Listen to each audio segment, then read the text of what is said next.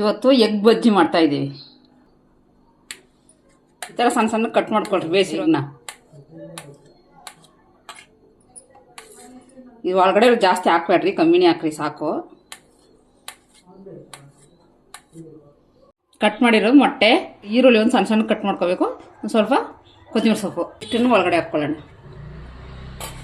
ಸ್ವಲ್ಪ ಜೀರಿಗೆ ಪುಡಿ, ಸ್ವಲ್ಪ ಮೆಣಸು ಪುಡಿ, ಸ್ವಲ್ಪ ಗರಂ ಮಸಾಲ, ಸ್ವಲ್ಪ ಚಿಕನ್ ಮಸಾಲ, ಸ್ವಲ್ಪ ಉಪ್ಪು, ಒಂದು ಸ್ವಲ್ಪ ಅರಿಶಿನ, ಇದನ್ನೆಲ್ಲ ಮಿಕ್ಸ್ ಮಾಡ್ಕೊಳ್ಳೋಣ.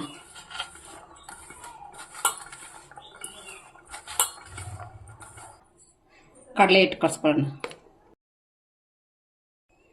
ಒಂದು 1/4 kg ಅಷ್ಟು ಹಾಕ್ಕೊಳ್ಳೋಣ. ಇದು ಸ್ವಲ್ಪ ಅರಿಶಿನ, ಇದು ಸ್ವಲ್ಪ ಮೆಣಸು ಪುಡಿ, ಸ್ವಲ್ಪ ಉಪ್ಪು, ಒಂದು ಸ್ವಲ್ಪ ಸೋಡಾ, ಒಂದು ಸ್ವಲ್ಪ ಕಾರ್ನ್ಫ್ಲೋರ್ ಹಾಕ್ಕೊಳ್ಳೋಣ. ಮಿಕ್ಸ್ ಮಾಡಿಕೊಂಡು ಒಂಚೂರು ನೀರು ಹಾಕಿ ಕರ್ಸ್ಕೊಳ್ಳೋಣ.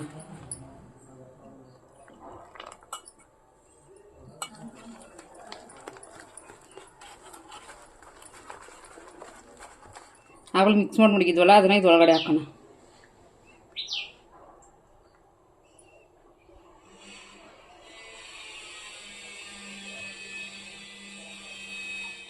ನೋಡಿ ಇಷ್ಟು ಕಸ್ಕೊಂಡ್ರೆ ಸಾಕು.